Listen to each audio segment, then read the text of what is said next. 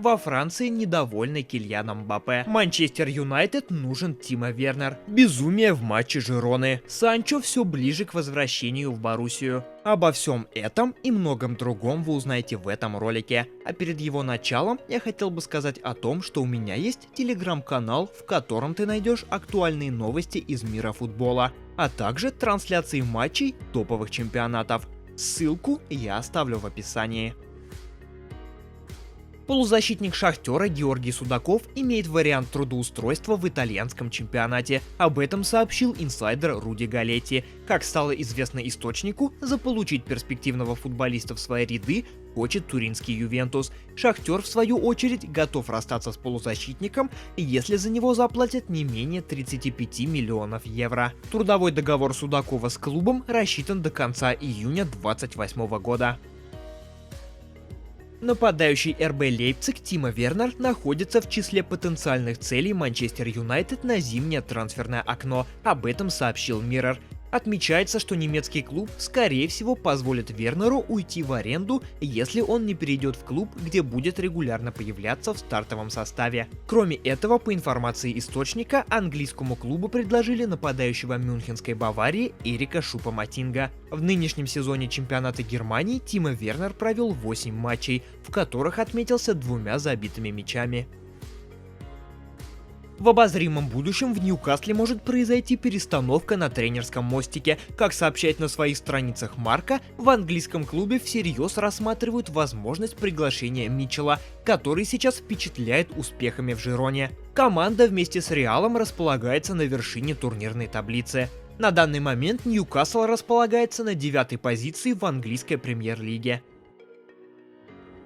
Журналист RMC Sport Даниэль Риолла высказался о нападающем ПСЖ Кильяне Мбаппе, интерес к которому долгое время проявляет мадридский Реал. Мне абсолютно все равно, останется он или уйдет. Если уйдет, хорошо, это его выбор. Если останется и будет играть хорошо, тоже неплохо.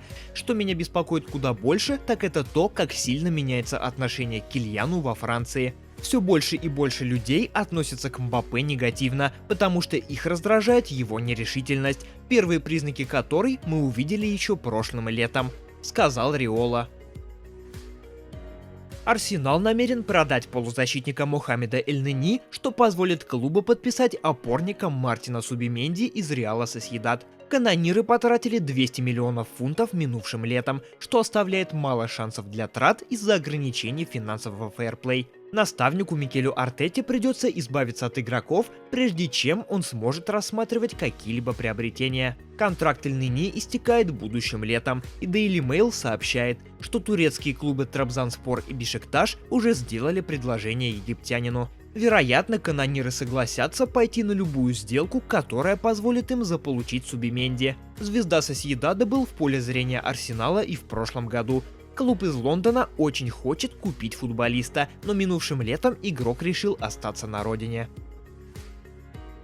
Вингер Манчестер Юнайтед Джейдон Санчо близок к возвращению в Боруссию. Как сообщает Фабрицио Романо, переговоры между клубами уже вышли на решающую стадию. Санчо хочет перейти в дортмундскую команду. Боруссия настроена оформить сделку как можно скорее. Обсуждение условий продолжается. МЮ готов отдать футболиста в аренду, но английскому клубу придется продолжать выплачивать за счет своих средств часть зарплаты Вингера. В то же время Боруссия должна будет выплатить Манчестеру компенсацию за аренду игрока.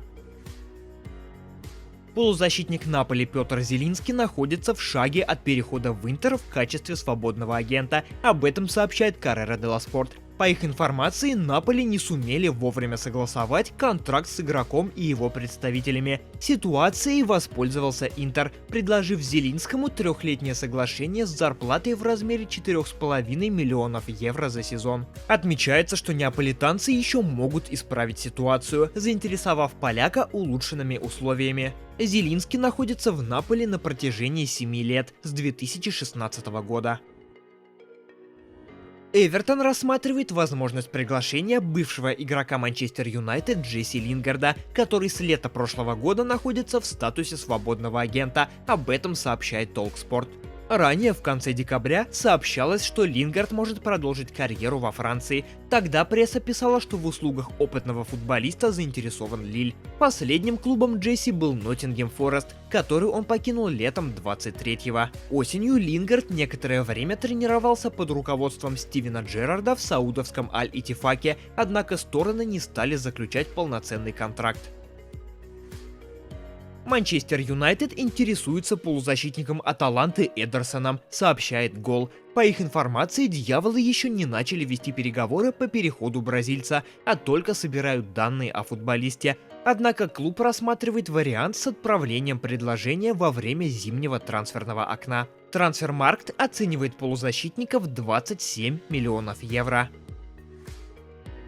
Маркос Роха отказался от предложения соотечественника Лионеля Месси перейти в американский клуб Интер Майами. Как информирует Mundo Deportivo, футболист решил остаться в Бока Хуниорс. Маркос хочет полностью отработать свой контракт с аргентинским грандом, который рассчитан до середины 2024 года. Фабрицио Романо сообщил о том, что Бенфика близка к подписанию 20-летнего бразильского нападающего Сантоса Маркоса Леонардо. Португальский клуб выслал официальное предложение о трансфере. Как мне стало известно, об этом сказал новый президент Сантоса. Клубы договорились о цене 18 миллионов евро. Обсуждение структуры сделки и бонусов станет завершающим шагом в переговорах. Маркос станет игроком Бенфики в течение суток, рассказал Романо у себя в соцсетях. Баварию заинтересовал Фикао Томори. Как передает журналист Флориан Плеттенберг, мюнхенцы сделали запрос по защитнику Милана и в последние недели обсуждали его кандидатуру внутри клуба. Однако на данный момент переход англичанина маловероятен, поскольку Россонери не собираются его продавать в январе. При этом не исключено, что Бавария предпримет попытку его купить до конца месяца. В настоящий момент футболист восстанавливается от травмы бедра. Вчера прошел матч за Суперкубок Франции, в котором встречались ПСЖ и Тулуза. Парижане вышли вперед уже на 4-й минуте матча. Голом отметился полузащитник Ли Кан Ин. Кореец отличился с передачи Усмана Дембеле, а на 44-й минуте Кильян Мбаппе забил еще один гол для ПСЖ. Во втором тайме командам не удалось поразить ворота друг друга. Матч завершился со счетом 2-0.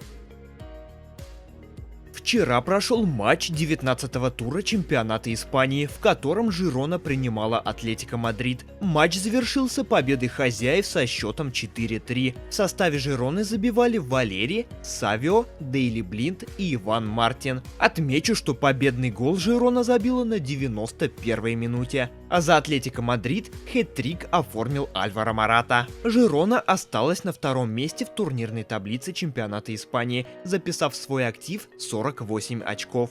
А Атлетико, в свою очередь, остался на 4-м, набрав 38 баллов.